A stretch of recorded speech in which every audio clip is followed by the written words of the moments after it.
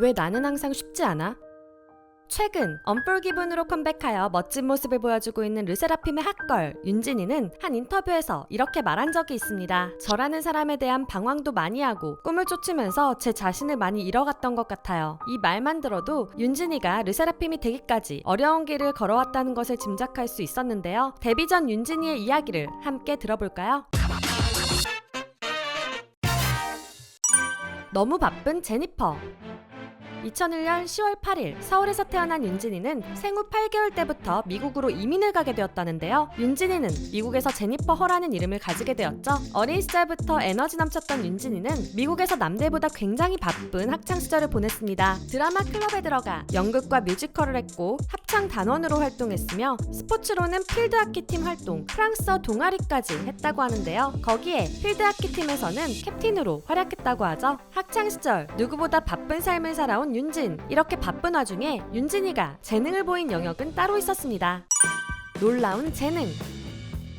르세라핌의 백조 카즈아는 프로 발레리나를 할 수도 있었을 만큼 발레를 굉장히 오랜 시간 배운 것으로 유명하잖아요. 윤진이도 카즈아만큼은 아니지만 성악을 깊게 배웠다고 하는데요. 윤진이의 할머니께서 성악을 하시던 분이셔서 윤진이는 어린 시절부터 할머니를 따라 합창단도 같이 가보며 자연스럽게 성악과 오페라, 뮤지컬에 관심이 갔다고 하죠. 그래서 하키부 동아리까지 바쁜 와중에도 중학교 때부터 레슨을 받아왔고 고등학교에서는 뮤지컬을 시작하며 자연스럽게 가수가 될 수 있는 기본기를 쌓았다고 해요. 거기에 윤진이는 뮤지컬에서 특출난 재능을 보였는데요. 많은 팬분들이 본 윤진이의 오페라의 유령 영상은 윤진이가 처음으로 무대에 선 뮤지컬이라고 합니다. 그런데 이 첫 뮤지컬 공연이 지역 내 뮤지컬 대회에 노미네이트 되었을 뿐만 아니라 윤진이는 여우주연상 후보로 올라갔다고 하죠. 만일 상을 타게 되었으면 뮤지컬의 성지 중 한 곳이라 불리는 브로드웨이로 가서 워크숍도 하고 프로 뮤지컬 배우들도 만나는 뮤지컬 엘리트 코스를 밟게 되었을 수도 있었는데요. 하지만 아쉽게 수상하지는 못했다고 하네요. 이런 재능을 가지고 있었고 대학에서도 뮤지컬이나 성악을 전공하려던 윤진이가 왜 K-팝에 도전하게 된 걸까요? 정체성과 방탄소년단.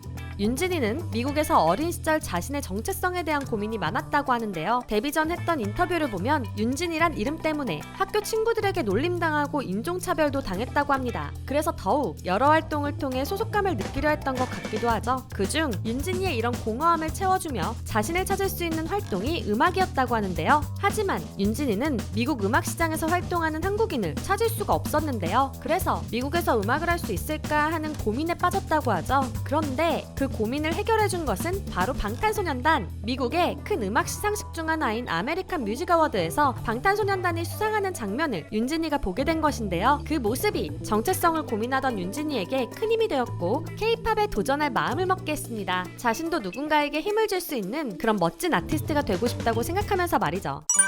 실패한 연습생? 플레디스 뉴욕 오디션을 보고 한국의 연습생이 된 윤진. 윤진이는 연습생이 되고 6개월 만에 아이즈원을 탄생시킨 엠넷 서바이벌 오디션 프로듀스 48에 출연했는데요. 당시에는 연습생이 된 지 얼마 되지 않아 노래에서는 멋진 실력을 보여줬지만 춤에서는 갓 태어난 기린 같아 기린이라는 별명이 생기기도 했었죠. 그러나 예쁜 비주얼과 큰 키 그리고 뛰어난 보컬 능력으로 데뷔 순위권까지 올라가기도 했습니다. 하지만 악마의 편집으로 인해 순위가 떨어지며 마지막에 탈락하게 되었죠. 그렇게 다시 돌아가게 된 소속사에서도 윤진이는 잘 풀리지 않았습니다. 플레디스에서 소수뮤직으로 소속을 옮겨 뉴진스와 함께 연습생 생활을 보내기도 했지만 결국 월말 평가에서 탈락하며 방출되고 말았죠. 윤진이는 데뷔 앨범 땡스2를 통해 이때를 이렇게 표현했습니다. 저는 그동안 열린 문, 닫힌 문, 아예 잠겨버린 문, 그리고 아슬아슬할 정도로 열린 문을 경험하면서 한동안 제가 노크하는 문 뒤에는 언제나 아무것도 없는 것 같았어요. 그리고 이렇게 이어 말했죠. 르세라핌.